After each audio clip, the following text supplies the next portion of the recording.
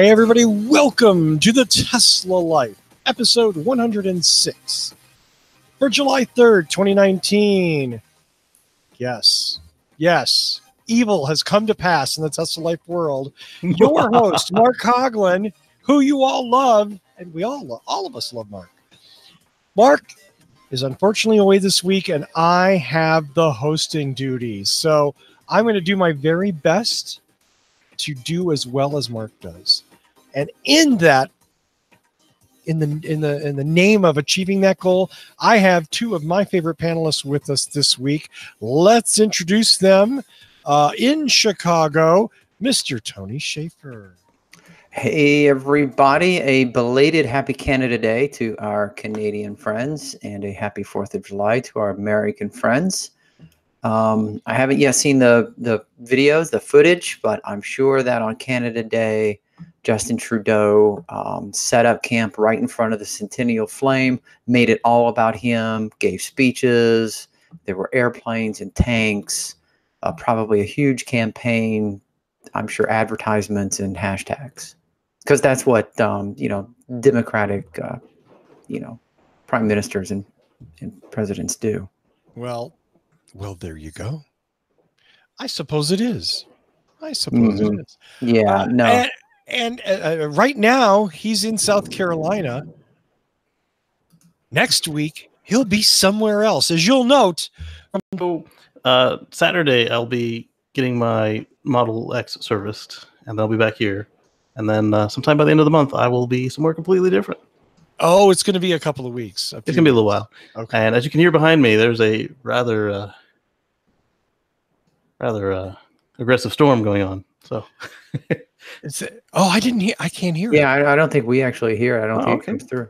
Cool. Yeah, oddly enough. But you know what? If all of a sudden it goes dark there, we won't. You'll know why. We'll know why. And then it becomes the Russell and Tony anti-Tesla show. No, then it does. Yes. Don't even go there. So drink. The good thing is that I wasn't affected by the fiber cuts yesterday, and that the other folks who have recovered from it. So. Ooh, yeah. Wow. Bummer. Well, it was interesting. Cloudflare, and then Comcast, and WoW East Coast, and then AT&T Voice. It was nasty yesterday for internet. Wow. Yeah. Cool. Okay, that's a Canada car. Well, let's go to our first story of the week, and for that, we're going to go to Mr. Tony Schaefer. Yeah, so it appears, as much as we talk about the ubiquitousness and penetration of superchargers. Penetration? Did you have to start there? Sorry. Yes, as a matter of fact. Okay. I start there and it's downhill, man. You got an hour of this. So, we talk about the saturation of superchargers, and we know that you can go just about anywhere in the United States and the southern Canada, and you are well covered by superchargers. Europe is pretty well covered by superchargers, but that's not true for the entire globe. And as a result, people in Eastern Europe have begged Elon and Tesla in general to add to the supercharger network. In particular, specifically, Ukraine is one of those markets that owners have bombarded Tesla with, please give us superchargers. And because of the lack of support, a lot of the Ukrainian Teslas have been imported from other countries, like Russia, for example.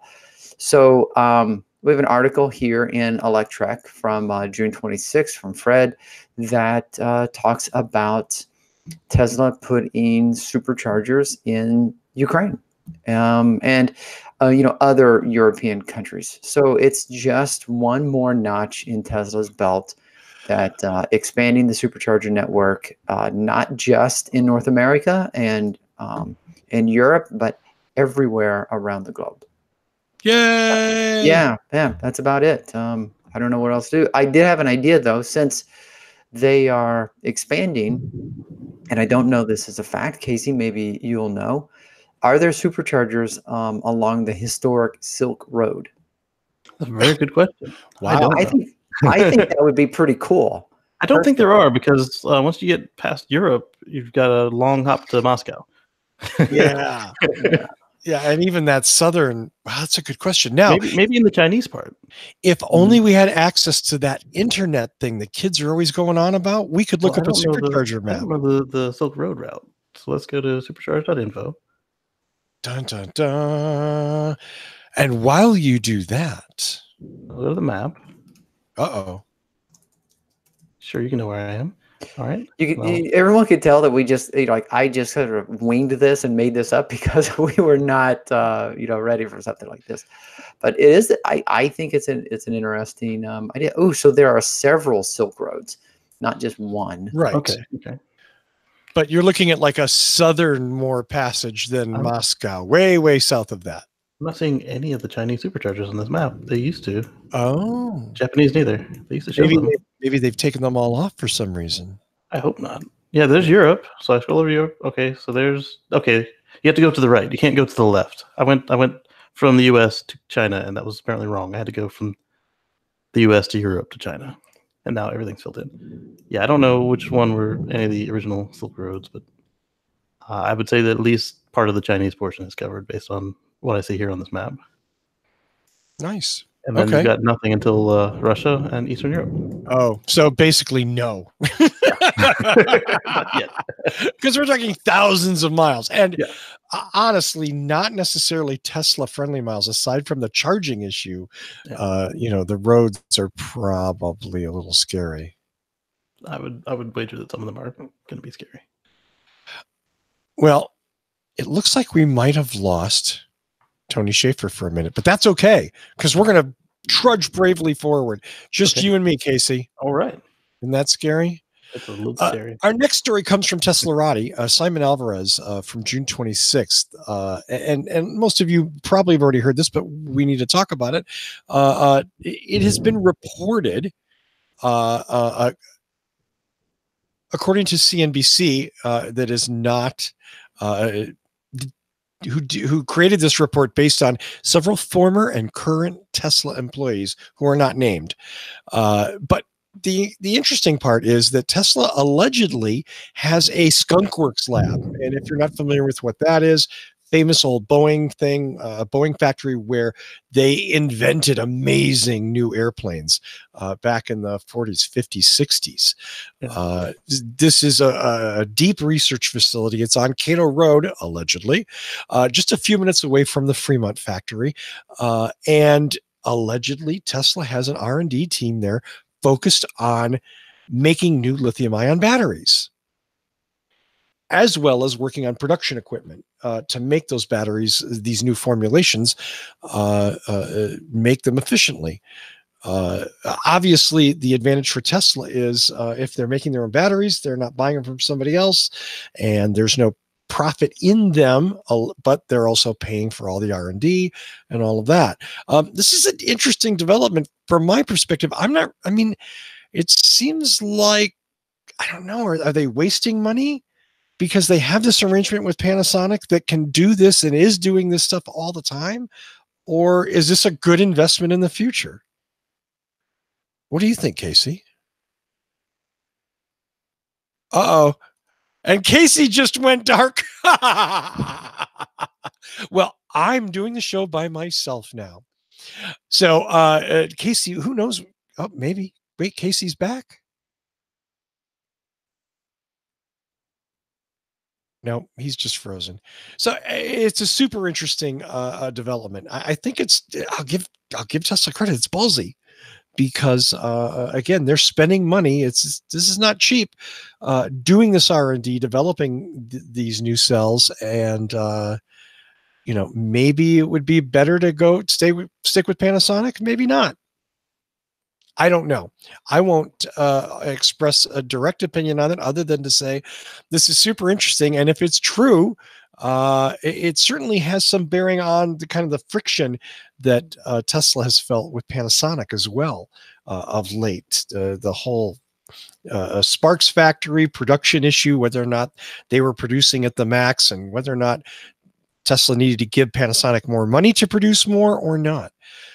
So we'll come back to that as we learn more. Hopefully we'll get more details in there. It'd be great if somebody could go inside, but obviously in an R&D facility, yeah, it probably has like biohazard signs out in front. Insight EVs published an article from Evanex, who is a sponsor. These are generally promotional statements. In this case, they are promoting an interview with Larry Magid, who is a Tesla factory VP of operations. I'm sorry, not Larry Magid. Larry Magid is a CBS News person. It's Chris Lister is the Tesla VP in charge of operations. And there is a 10-minute interview on Inside EVs. Check our show notes and you can check it out and listen to it there. Other than just talking about kind of really basic stuff. I don't want to, they didn't really break any new ground. There was no news, as you might imagine. Most Tesla employees aren't going to give you, you know what I mean, basically give up their job to give you an inside scoop. And who can blame them? So there is that. Do check it out. Inside EVs, the Chris Lister interview. Next up, interesting story. On June 27th, Fred Lambert at Electrek reported that Tesla has downgraded the Roadster 2.0, the new Roadster that is coming out soon, that they've downgraded the speed performance. The 0 to 60 time previously was 1.9 seconds.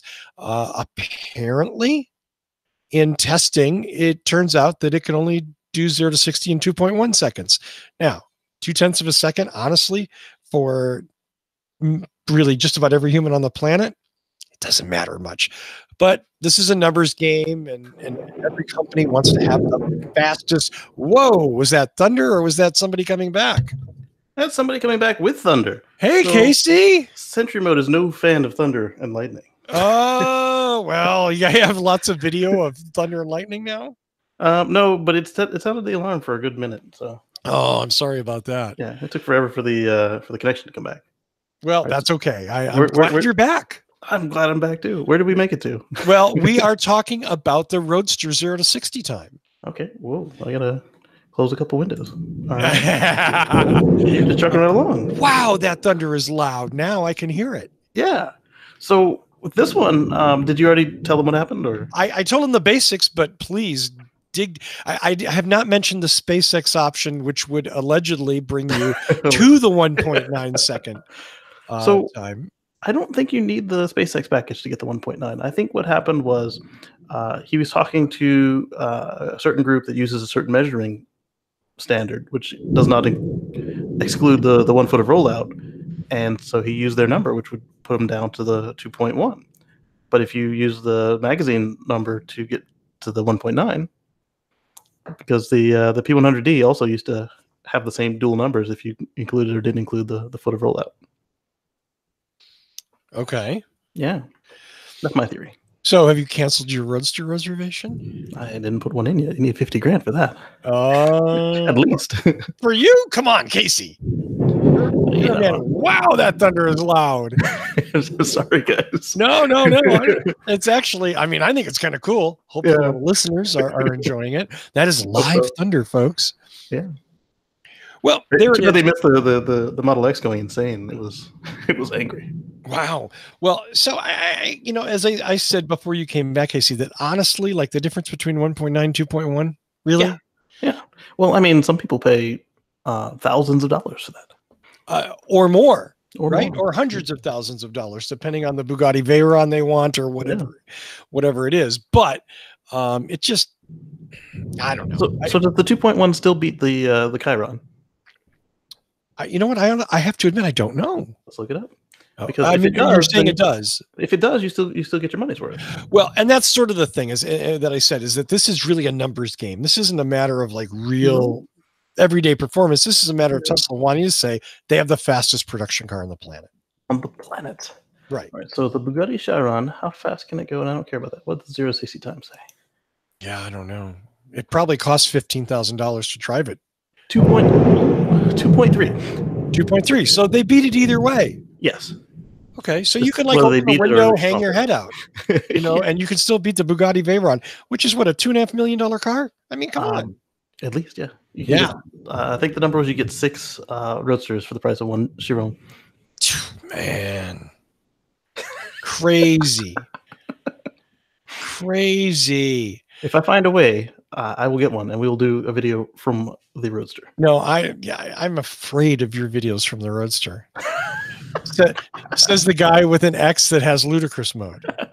Yes. Yeah. It's only 1 point some odd seconds faster. So I go from 2.8 to 1.9. So not even a full 2 seconds. Yeah. I mean, 1.1 second. Really, is that worth an extra 150,000? Yes. Yep. I foolishly asked the question that you would just, without hesitation, go, yeah, of course it is. Well, I would like to see what the SpaceX package can do. I don't know if they're going to loan them out or if I'm going to have to find a way to make it happen. Yeah. We'll see what we can do. I'm not robbing any banks. So if you see somebody that looks like me robbing a bank, it wasn't me. It's probably Casey. It's no, him. Trust me. Especially if he leaves in a very fast car. Then you know it's him. Okay. They leave in like a 75 Vega. It's not Casey. Definitely not Casey. Well, Ken Cam at Forbes wrote an article last week about Tesla beating competitors, quote, even with its hands tied. And the point of this is that Tesla definitely has hurdles, obstacles to selling cars that other car companies don't. With existing dealer networks, by the way, enshrined into state law in most states. There in Michigan, there are some states that don't even allow Tesla to sell its cars in that state because they don't use franchise dealers. Used to be Virginia until what, 2 weeks ago? Yeah, well, and that's sort of the point here is that, well, and Virginia now is going to have 1-2 stores. I mean, like it was like a specific number of stores. It wasn't like you can open up as many stores as you want. It's like you get, I think it's 2. It's like whatever they had like applications for, the applications can't be held up and then they're done. Right. So it's gonna be like 2 or 3. It's a shame because Tesla should be allowed to sell this vehicle in every state. Yeah, there's no question about that. And free enterprise and all that, like, you know, business can do what it needs to do, no restriction, small government, etc., except when it's not. Except when it upsets other interests. Yes. And in this case, those interests are the franchise dealer networks of the legacy car companies that have no desire to compete with Tesla. Yeah. I don't blame them for that. Nobody if Ford could outlaw Chevrolet today, they would. Yeah, they would. They'd just be like, okay, GM, you're done. So this isn't specifically picking on Tesla. This is just Tesla. And these laws are relatively new. They actually started because GM and Ford did open their own stores, and they wanted some protection from it. And I can kind of see that in the case where you do have a franchise agreement and you don't want to be selling against your manufacturer, at least in the U.S. I know in Europe they do, but if they've never opened any franchises, then they're not competing against anybody in that way, you know. So. I just don't. Yeah, I don't know. I mean, I know that some of the franchise laws go back to the 50s and 60s, and some of the which is when they made their goes at it. Right. Yeah. And again, it's look at Apple. Apple's the best example of that. There were no laws protecting the Apple independent reseller network. So when Apple decided, you know what, we're going to open our own stores and screw you guys, basically almost every one of those stores either went out of business or lost the ability to sell that product. Yeah, and some of them stayed around. The ones that, like, similar situation to when Musk shut down most of the stores. The ones that were showing that they were worth it are still there. So, like, and then some of them got added: Fry's, Best Buy, Amazon. But like Russell was saying, some of the smaller ones, like the corner Apple store that was not owned by Apple, gone. And, you know, having been an Apple customer all my life, a lot of those stores deserve to leave. You know, whatever you want to say about the Apple stores, for the most part, it's I say this as a compliment. It's like McDonald's. It's a very consistent, reliable experience that you can go in there and do that. And literally, like, I've been in some Apple resellers where, like, like the comic book guy from The Simpsons Yes. was behind the counter, and literally, like in San Francisco, this one dude would throw stuff at people. Oh, Like, get out of here. You don't know what the fuck you're doing. And I'm like, I just need some RAM. Can I? No. Okay. and this is why I'm amused by I don't know if you ever described it on this show or the What Drives This show, where they had that like cartoon advertisement where they're like, oh, dealers are better because of this. I'm like, well, if they are so much better, let that statement stand on its own merit. Why don't we find out? And Right. They haven't done that. Well, I mean, that's there are good auto dealers in this country. Yeah. One thing. Yeah, there's not many. There's not many. One thing that they said was, oh well, if your dealer goes bankrupt or et cetera, and then you look back at Oldsmobile, Saturn, and Hummer, you were out in cold. Well, or I mean, there was a little bit just because they had common parts, but they did their very best to just drop you like hot potato. Hey, welcome back, Tony Schaefer. Welcome back.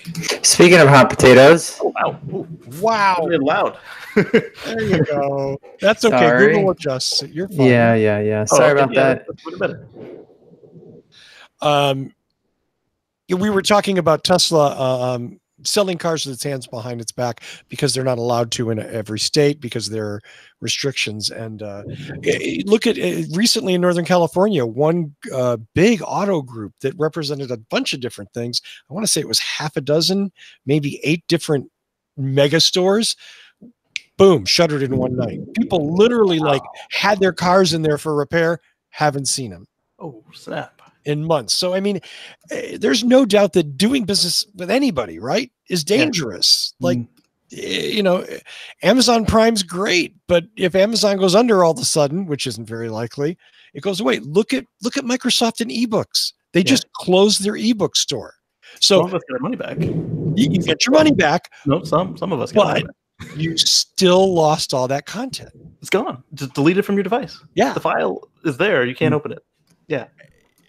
I mean, and I know you guys were talking about Apple, but yeah, I was actually thinking Apple when I was reading this article, because I was thinking, like you were saying, you can walk into an Apple store and you can buy direct to customer, and how much different it would be if you couldn't do that. And that's exactly what how Tesla's forced to operate here in the United States. Yeah, that might be hail. I support Tesla's model. I'm not sure that it's successful yet. You know what I mean? Like Tesla has some big challenges too. They need to build out their service network. Elon's kind of sent mixed messages on whether or not he supports those stores or galleries, stores, dealers, whatever you want to call them. And then he's said, no, we're going to close them. Oh, wait, we're going to keep some of them open. I mean, well, then you look at like he's got people showing up at the opening for Rich Rebuild's third-party garage in Massachusetts, which is another mixed message, right? But it's also great. It's a good stance to have. It could be a good thing. I mean, it would certainly, we've certainly heard from Paul Guzik on What Drives Us, and Rich Rebuilds back in the day, right? Like, I can't get Tesla parts. Uh-oh. I'm still here. We just lost. Yeah. No, you turned it off. Casey's okay. He just went dark. It's okay, kids. Don't. No, I'm sure you guys have talked about, thank God for the American Dealership Association for protecting the consumers from manufacturers such as Tesla. Yeah, we've actually thanked all the gods because we love car dealers. Yeah. Right. I love this. How, we're protecting you. Yeah, no, we don't. The hashtag. Well, like we said, there's a handful of them that are really good, and they do what's supposed to be done. But so many of the others are just like these weird stock people, where it's just quarter to quarter, and nothing else matters but dollars. Like, screw the customer. And literally, literally, like there's a handful of good dealers. And don't get me wrong, if you have a good dealer that you love, good for you. Maybe there's more than 6, but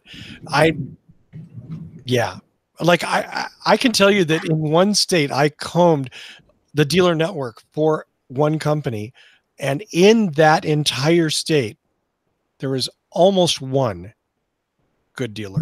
Almost Oh man. one good Yeah, dealer. I live in the Chicagoland area, and I drive to Madison, Wisconsin, because that's the dealership I trust with my car. Right. Think about that. Yeah. Within driving distance of Chicagoland, I go to another state You and a must pass, city like, that's 15 2 stores. hours away. Yeah. Hmm. Or is it more? More than 15 stores? What- He passes. I said he must pass 15 stores or so. I don't know. Probably. Sure. yeah. Well, I mean, when you see them complaining about competition, they shut down the Tesla Charlotte store for months, because they said it was too close to the Raleigh store, which is a 3-hour drive with no traffic at extra legal speeds. And yet, the same town, there's 4 Chevy dealers. Some of them are on the same block. Yep. Yeah. Okay, well, let's talk about the next story. Yeah, something more Let's positive. move on, as it were. Hey, everybody loves Sketchpad, right? It's fun. It's artistic. It's great. It could be more useful. I'd like a way to get my drawings in and out of there.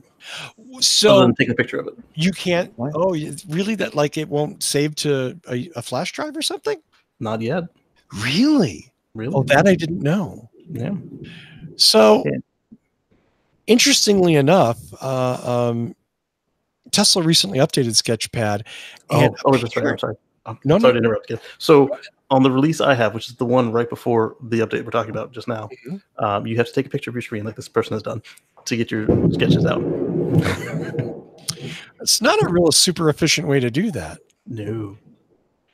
Yeah. I mean, it's great that they've added color saturation control, Mm-hmm.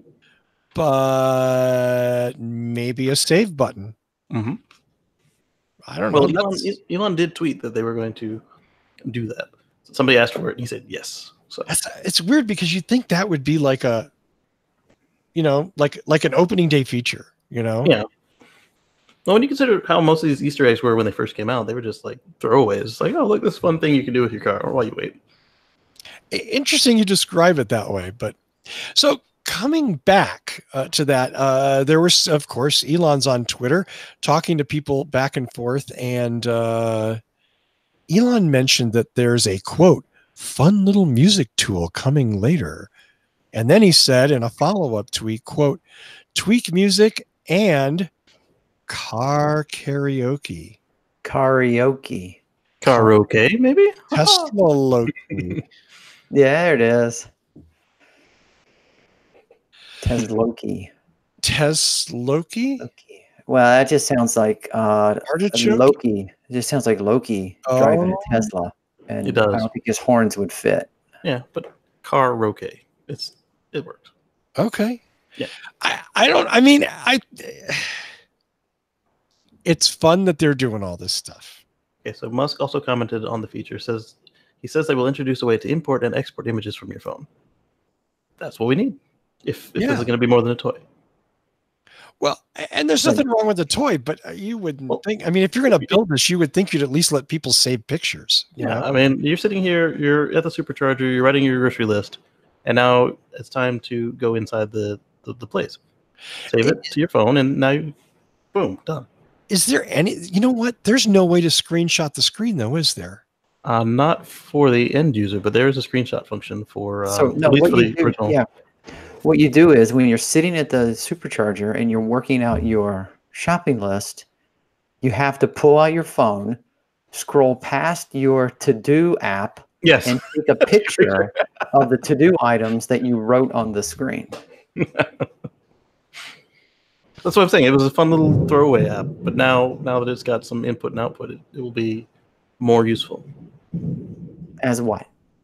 Well, whatever you want to use it for. Sketchpad, reminder tool, arts device. I mean, because if you're not doing the art for yourself, if you want to share it with the world, doesn't it look better if you can export in like native quality rather than through a $3 cell phone camera? It's a sketchpad. If you're going to do anything more than a sketchpad, there's an app for that. Samsung, Apple. Yeah, but this screen is anywhere from 15 to 17 inches big. And it's got 10-point multi-touch. mean, if you're not using a tablet, then this is the next best thing. I do have Photoshop on this. Yes. Which is smaller, granted. Yeah. But you know what I mean? Like, well, this is the reason you see people taking pictures with iPads instead of iPhones and Right. Other high quality camera phones. So that's just stupid. That's because they're just stupid. But, yeah, No, I mean, it's a bigger viewfinder. That's why a lot of people do it. Others, yes, sometimes there is the tech ignorance, but usually it's because the viewfinder is huge. So who's excited about karaoke? I am actually excited about karaoke. I don't know how they're gonna. I actually think that would be interesting. Yeah. Yeah. Like the car seat's 7, so it could be a fun little party.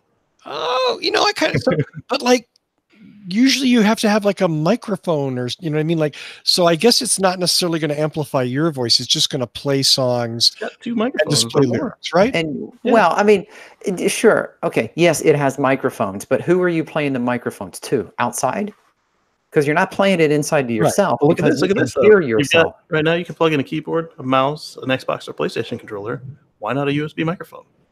I don't know. Well, for what? You just sing along with the music. Yeah. You just sing along with the music. You're in a car. But what if you're at the supercharger and you're traveling in a convoy and you guys want to have a karaoke competition? Is that a function that it supports? Probably, eventually. Definitely. Is that something that it supports now? No. Okay. You didn't get my Elon joke in there. It's fun. 3 months, 6 months, definitely. If not longer. But I actually like the idea of having karaoke music in the car that you can just sing to. And even better, I'll tell you what, once they have their music streaming service, you mean the Tesla one? Can have a karaoke channel.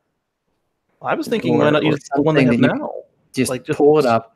Yeah. And then also have the words come up on the screen, because let's face it, we don't all know all the words to all the songs. I know all the words to the song Tequila, but that's the only song I have memorized. Yeah. But imagine they put one of those filters on that gets rid of most of the audio for most songs. And the lyrics, they get them from a lyric source. And they flash them up on the screen using the existing streaming service. They've got all they need. Yeah. If they can do that, then that would be great. That would be fun. Well, speaking of fun, more fun. Speaking of fun, how about celebrating Canada Day in the Kitchener-Waterloo region? Look at this bad boy. Okay. Now, if you were a true patriot, Casey Green, you would have an American flag on your front lid. I would have to buy an American flag to put it on my front lid. I think you are not a true patriot. I bought an all-American car, and I drive it everywhere on sunlight. You made in America. But if you don't have "God Bless the USA" and "Proud to be American" blasting 24/7 from your car, the thing's got 11 speakers or so, if not more. Right. And if you play any other song, you are not a patriot, man. Oh, I mean, get out of here, you commie bastard. They already think that's what I am. They think I'm driving some weird Japanese car. Yeah. Nice. I don't burn enough diesel and gas. You're not a manly man. There is that. Which is why I play Mr. Roboto from my Prius. Nice. Nice. Well, our next story may not require as much patriotism, but it does require a little bit of faith. It turns out the Boring Company is trying to hire people in Las Vegas for the upcoming Boring Company Convention Center Loop. And I don't know why, but I'll just, maybe not. This one maybe I won't try and show that. This one is a people loop, right? Not a car loop or hyperloop. Allegedly. Allegedly. I think there's a lot of details about this that haven't really come to light.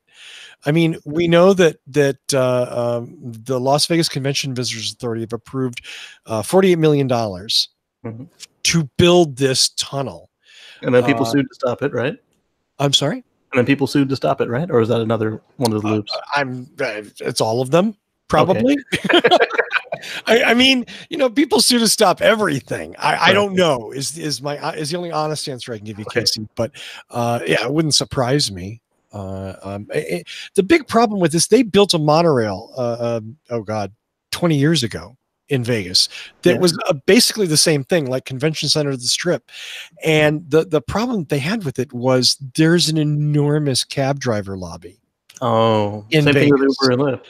And, Las Vegas, how do I say this? So, one of my best friends lived there. My mom lived there. My brother still lives there. So I've spent a considerable amount of time in Vegas, which doesn't make me a resident, but maybe I'm a little more privy to some inside stuff than others. And let's just say that Las Vegas has kind of a mob past. Oh, did I say What? that? I know, right? Who would ever think that? You would think in all the movies that have been made about Las Vegas, they would have mentioned something like that. Something about that, yeah. That's right. I think a lot of them do. What? No. So it's kind of it's one of those towns where, like, if you piss off the wrong group of people, all of a sudden a lot of people end up with like bad knees, right, and broken wrists and stuff. It's not. So the surprising thing is that this got through, especially as quickly as it did. It's going to be interesting to see how the Boring Company handles this.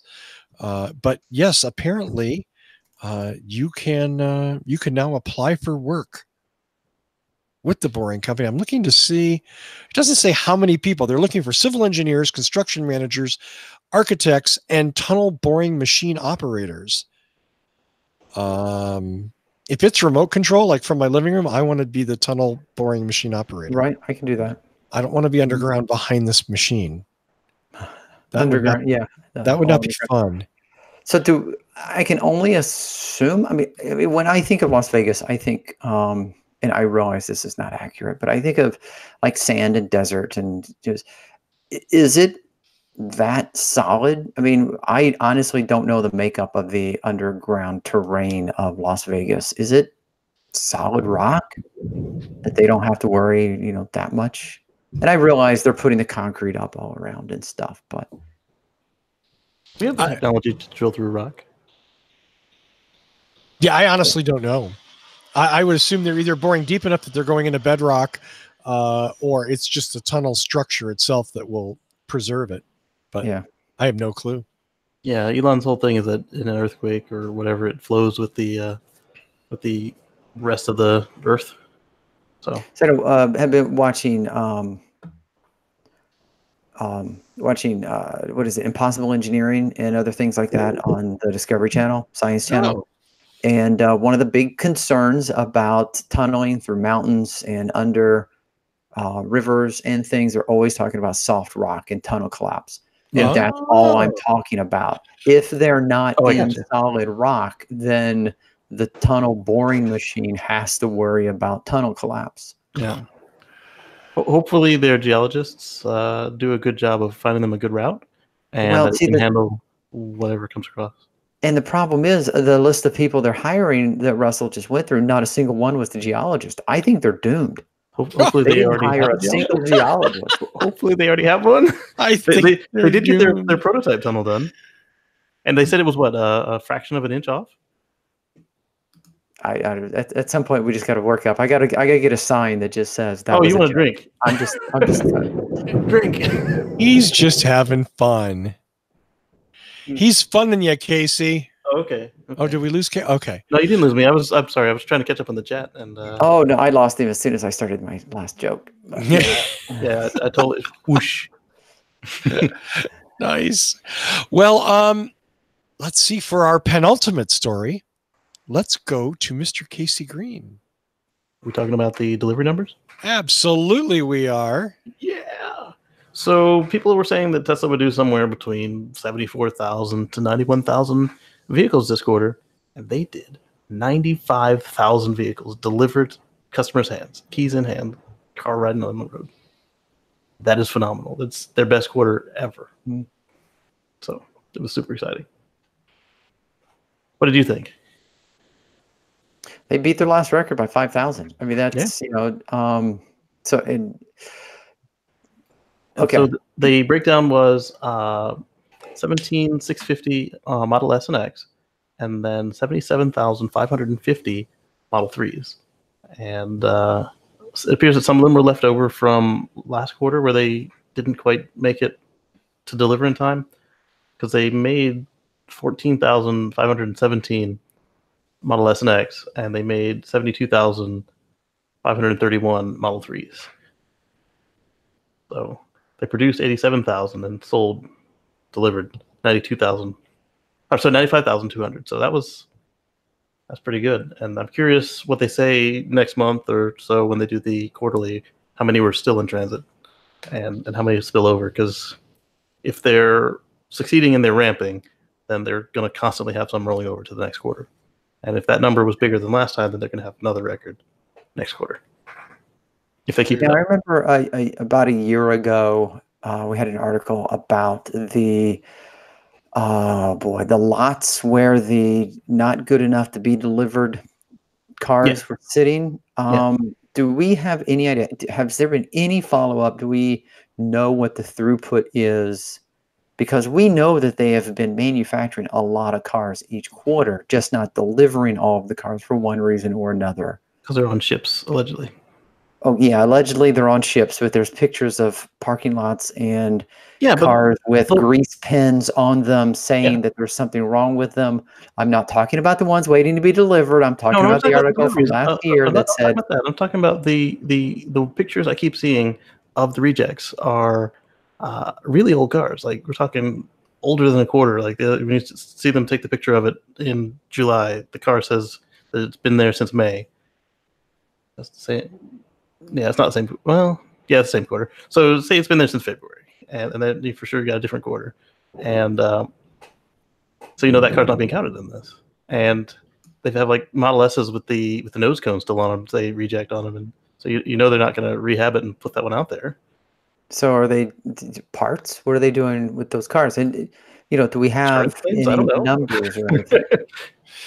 Yeah, I don't think we do. I mean, the problem is. I would say that if we asked them that information on the conference call, they would change to the next person and say that's proprietary information. Yeah. The problem is Tesla's much less than transparent. Yeah, but I mean, a lot of large corporations, there's stuff you can't find out. Doesn't make them better. No, it just makes them the same. Yeah, that's the part. So I don't expect Tesla to reveal secrets so that other people can ruin their business. Yeah, but again, Tesla has consistently claim to be better and superior and a new way of doing things. And in this sense, they're no different than any other Chrysler or Ford or GM, Apple, whatever. They have their own set of priorities. And I don't know, Tony, if we'll ever get to know what are these lots for? What happens to the cars? How many are they actually producing? How many are they actually selling? What is the definition of that? The good thing is their definition for sales has been consistent. Car in hand, key in hand, money in the books. And that's defined as a delivery? Yeah, because in transit is different. And so they don't have the same problem as regular automakers where a delivery and a sale are disconnected by more than the transit time. No, but you're wrong there, because the legacy companies, it's a sale when it leaves the legacy car company factory and goes to the dealer. Yeah. Once it hits the dealer lot, it's a sale. Right. Yeah. Right. Then it's the dealer's problem to deal with it. But when they're reporting on how many actually made it to the end users, then you have to wait for it to go through how many days on the lot, days to turn the inventory, et cetera, et cetera. Absolutely. And a lot of that information is fairly easy to find. Some of it. Yeah. But thanks to Tesla, now they're all trying to go quarterly. And sadly, we're seeing car companies follow Tesla and going, well, we're not going to report monthly anymore. Yeah. We're not going to break down models anymore. We're just going to give you this model group sold this many. Yeah. Okay. Thanks. I mean, again, I get it and I hate it. I think any business, any capitalist business, is about asymmetrical information. Yeah. And the less the buyer knows, the better it is for the seller. Yeah. The buyer knows more, they get a better deal from the seller. So, this lack of transparency benefits one group. Yeah. That's capitalism for you. It is. It is. Ain't nothing wrong with that, right?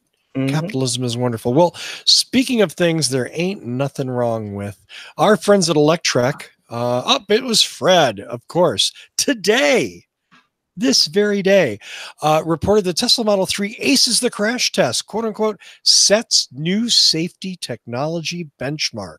I'm not sure who he's quoting there. That might be Euro NCAP. Yeah, it was Euro. Yeah. I walked into a Twitter battle today about. Uh-oh. Yeah, I didn't know what was happening.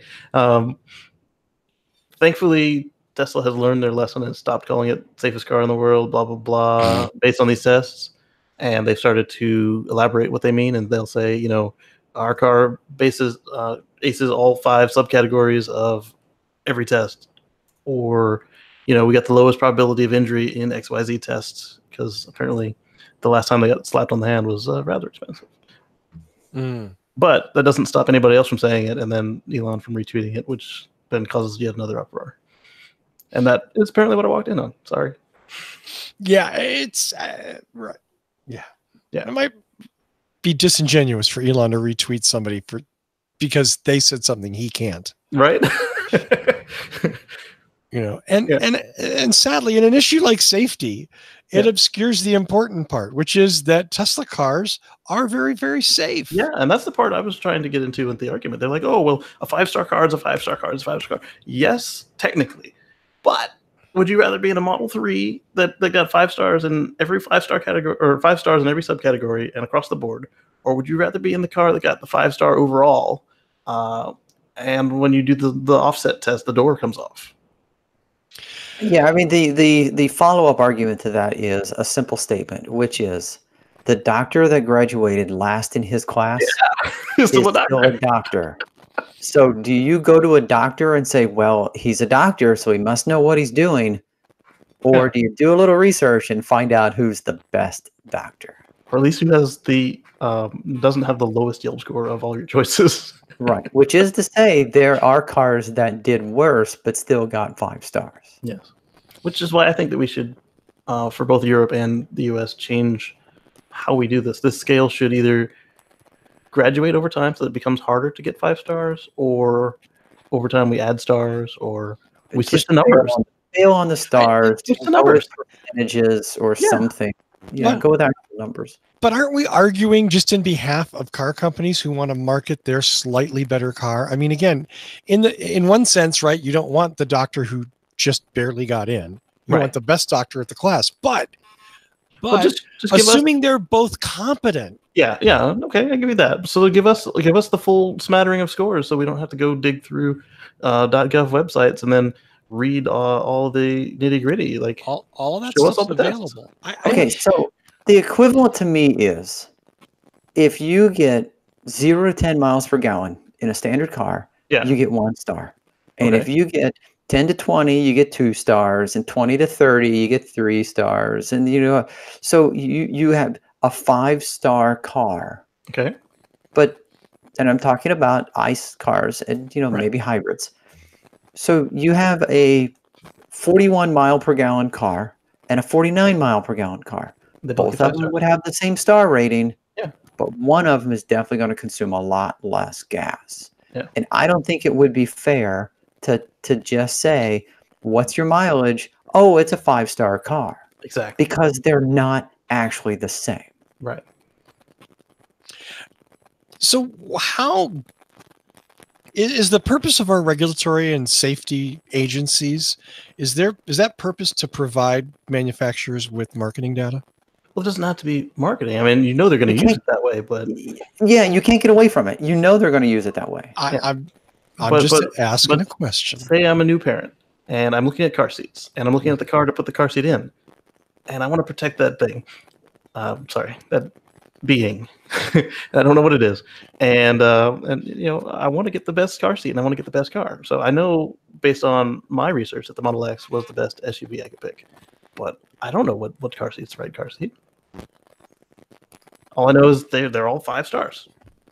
So now which one fits in the car? But did I make the right choice? But if you go ahead, Tony. I agree on that one. I agree. I think that at some point stars become ridiculous. Yeah.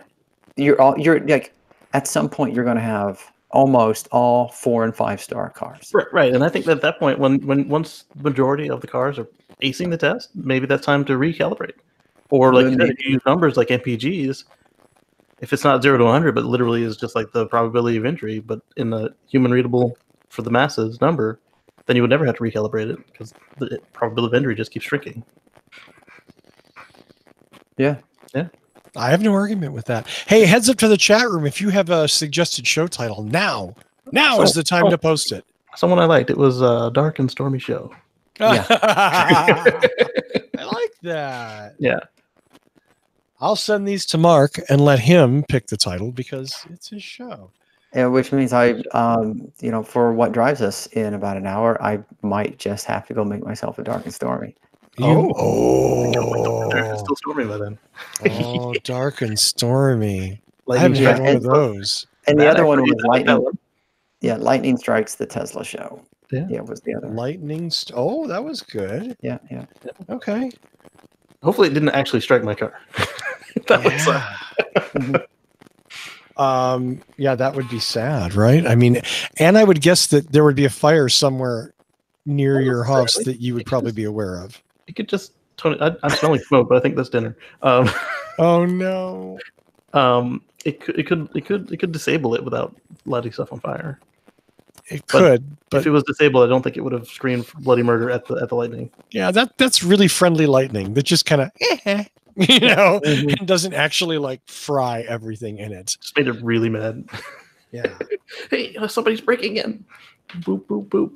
Exactly. Yeah. Well, I think we've done a decent show. What do you guys? Okay, given the circumstances. Yeah, I mean, Mark's not here. And had Tony and I been able to maintain a connection, it probably would have been like up to the usual standard. Even better. Yeah, I actually had to muddle along by myself for 5 minutes. Did you see? I didn't even know this. And for anyone who's who wasn't in the chat where I kind of said, "What?" I have no idea. I went to open a link, and my computer just froze. Just stopped. And you know how usually it's like, okay, well, something in the web page is taking it really long, so you just wait a few seconds. Yeah. No. Gone. This was a hold the button and hard reboot the computer freeze. That's how bad it was. Yeah, first time ever that's like ever happened on this computer. Well, and it just so happens then Casey lost power for a moment or two. I tried to get in from the phone, and the phone didn't want to go. And then by the time the phone was ready to connect, the PC finally had internet back. So I was like, all right, here we go. You saw me actually, as I came in, I jacked the mic back in from the phone to the mic. Nice. Very nice. Well, let's do some shout-outs and go home. Mr. Green, would you start us, please? All right. So as usual, I've got youtube.com/KCGreen. I filled up my backup device with over 4 terabytes of video, so I'll be processing through some of that, hopefully, before we start moving and get that up for you guys. I've got a good chunk of Virginia. I've got a good chunk of Florida, and except for the 2 news stations in North Carolina, Georgia, and South Carolina are done. And I've got to go back for the 2 news stations in North Carolina, but those aren't on film yet.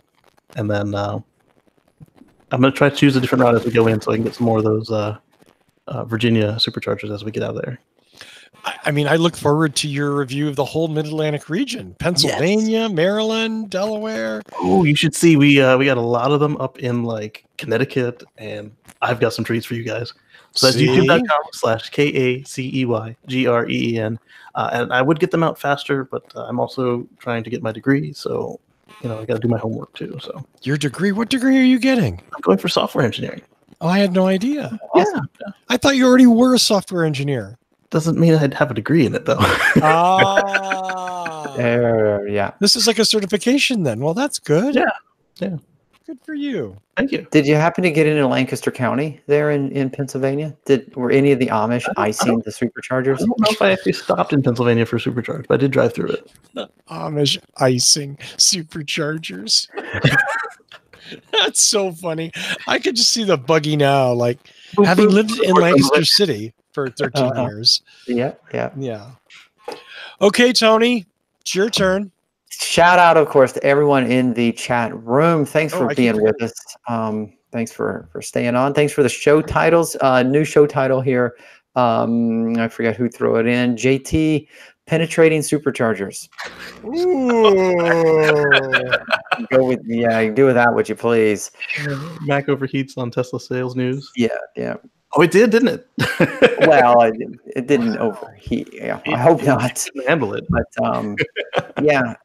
So if you haven't yet given a like to the show, make sure you give us a like. And I don't know, Russell, I think you know all the. This is where Mark usually does all the social media things that I just don't know. And here's where I'm going to be like, something to give it a try. If you want to follow us on Facebook, you can follow us at the Tesla Life #1. Okay. On Facebook, on Twitter, of course, we are at the Tesla Life, and the Twitter is the place to go. The Twitter. All of a sudden, I sounded like my grandpa. I'm on Twitter constantly. Anyway, if you're on Twitter, you definitely want to follow us, the Tesla Life, because Mark puts a lot of time and effort in putting lots of cool stuff. That Canada Day frunk overlay, that's just one, but there's tons of cool stuff in there. So definitely follow us there. As always, thanks to Lee Moon for our theme music. Lee's an awesome guy. He composed, performed, and lets us play that for free. Yep. Wait, I don't want to. Why am I laughing like the Joker? We got away with it. We didn't. We got away with it. Okay, we're ripping Lee. No, we're not ripping Lee off. We love Lee.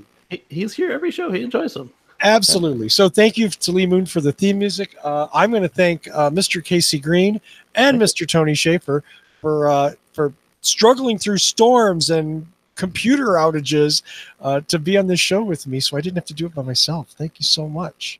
I put a link in the chat from the Tesla Life Twitter where you can see the Model 3, how it does with the obstacle avoidance tests for the Euro NCAP.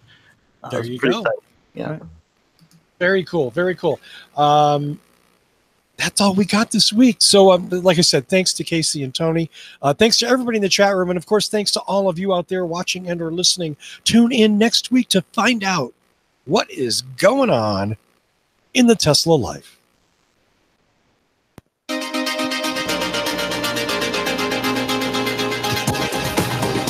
wasn't very convincing, was it? See you next week, everybody. Have a great time.